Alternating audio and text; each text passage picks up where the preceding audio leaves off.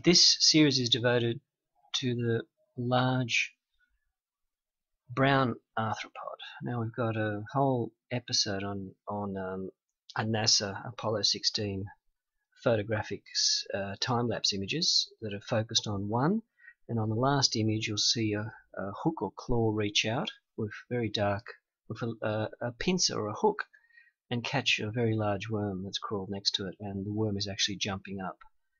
I still can't believe I caught this, and this was more than 41 years ago that it happened, obviously. So I'm just going to zoom in on one other one that I've now analysed, same one in the picture. You'll see the very dark purple type eyes there, or antenna processes.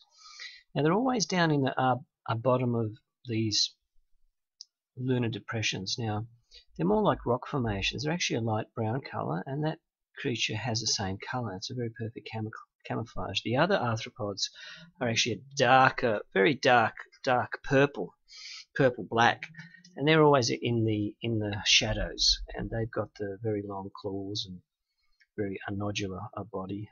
They're huge, and the pincers on them. So these ones are different. So I just try to zoom in as much as I can. The whole process involves downloading Apollo Image Atlas from the Planetary Lunar Institute, which is a branch of NASA. So just Google Apollo Image Atlas, and then obviously the pictures come up, and you realise they're only about 3-inch square on your screen.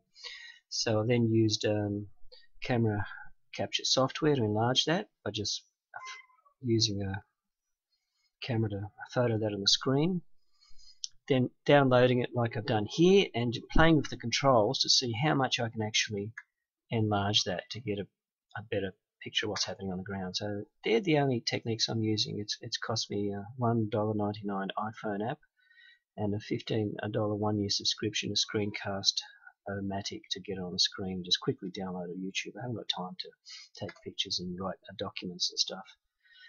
No one's going to believe me anyway. So now we'll go back to the original image this came from. So I'll just pause it.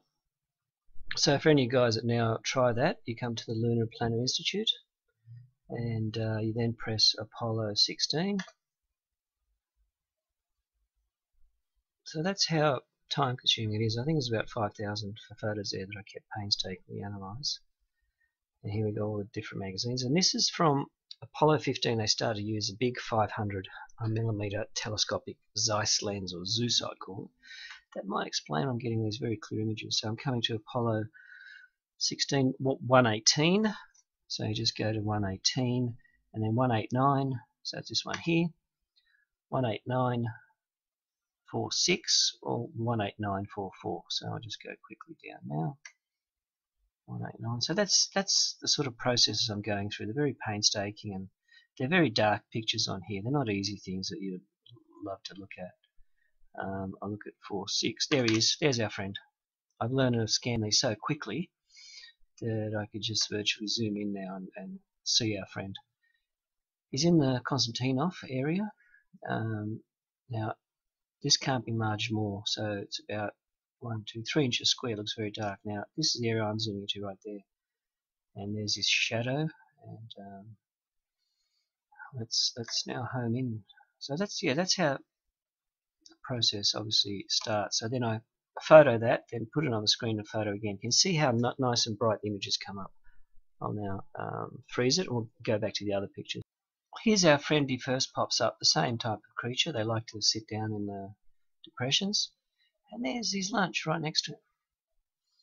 And I kept scratching my head thinking, am I seeing this, or is this a Steven Spielberg film set? What's going on here? So there he is, same body. This picture's less clear, and I'll take you to the picture where I found it. That's the arthropod type body. We've got like a claw process here, like whiskers coming out to feel if his prey is around here. And those two eyes, I think they're eyes or antenna right up there. That picture's not that clear, and there's our friendly worm. He won't be there for longer, because 5 pictures down he's snared and his head jumps up. I know you think this is very hard to believe, isn't it? It was for me, and these are just, I haven't asked for high resolution pictures. I don't think I'll get them, so they can be asked for, but let's just work with what we've got. I'll quickly go to the Apollo Image Atlas now. Well, that's him there. I think that's the one with the worm nearby. There he is. Yeah. I mean, it's not hard to picture, is he? I mean, if you have a good eye, he's in AS16 118 18932. That's in there, and there you go. You then start to zoom in. Konstantinov, Van Gent, and just go through other pictures. So this is how you find them basically. You just go in, quickly do the other ones now. 333. That's him, yep, that's our friend with the worm. There's the worm there. He's just nice and brown, fits in his surroundings, and his food just comes crawling to him. He doesn't have to do much. It's pretty easy life there on the moon. It's a lot easier than Earth. There he is again. There we go, there he is. New friend. So I'm just going through it quickly now just to show you. I was always there, and that's how I'm getting these time-lapse pictures. There's the other one I found. There's that little worm coming over the edge, and there's something here on the edge that I don't know what it looks like, but I've got one photo of that, but we won't concentrate on the worm. He's been categorized before. So there's some more lunch coming over, and that looks like something stuck on the edge, putting its head over. I've never seen that creature before. There's Mr. Worm, not realizing his event of being caught with the first time a time-lapse image has been seen in the world of an alien creature catching lunch at Konstantinov Van Gent.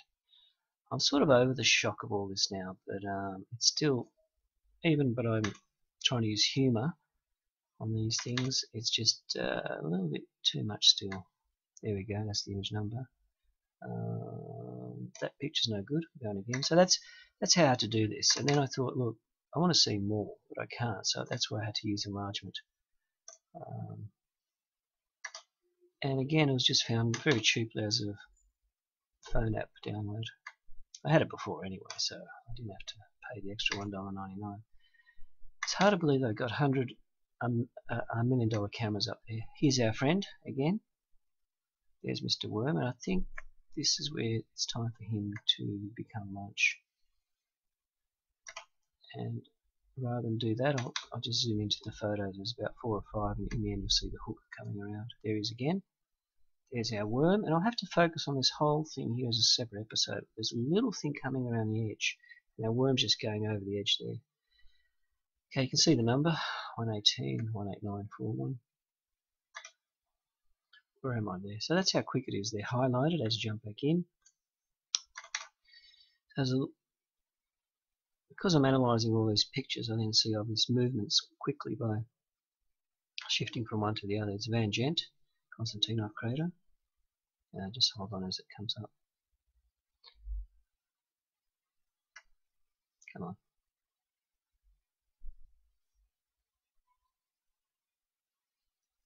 Okay, here he is again. So that's how I'm getting these pictures. It's not rocket science. It's just plenty of trial and error zooming in.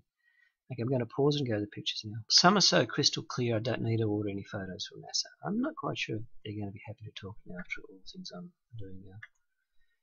Here's our friend. Here's his lunch. I don't want to zoom in any more on this one. I don't think I'll get that much more. So some are that clear that you don't need much effort. Okay. Next one. This was a clear one. So again, we've got a Apollo 16 with a Zeiss 500mm telescopic lens on a Hasselblad 500 EL camera using Kodak. And that's where I started to see the head of this sort of get blurred. So it might be this is where it's starting to jump. And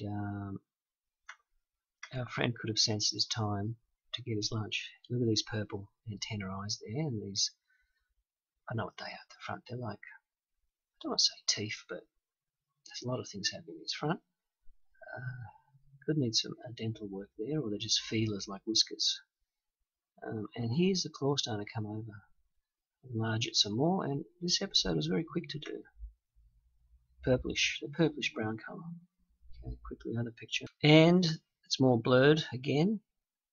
The head's quickly moving. He sensed that obviously he's been pierced.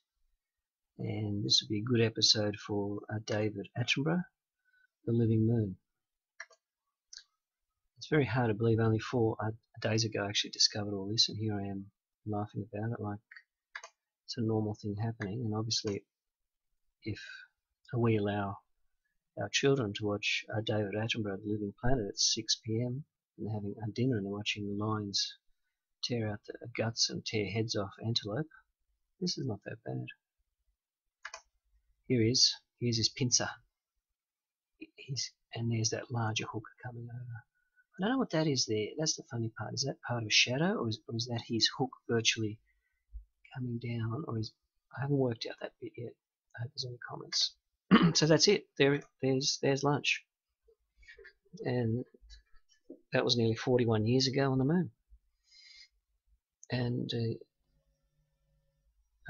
you just watched an alien creature, or a moon arthropod, catch a non-arthropod for lunch. So evolution is the worms are staying worms, the arthropods staying arthropods, and I assume there's creatures there that resemble humans, and they've obtained a very higher level of existence and consciousness. And I documented one huge statue I think they use for worshipping one other issue. It's a huge statue. Is this getting hard to believe, or it's starting to sink in? Look at that. That's wonderful. So that's our creature. He's an arthropod. He's more brown.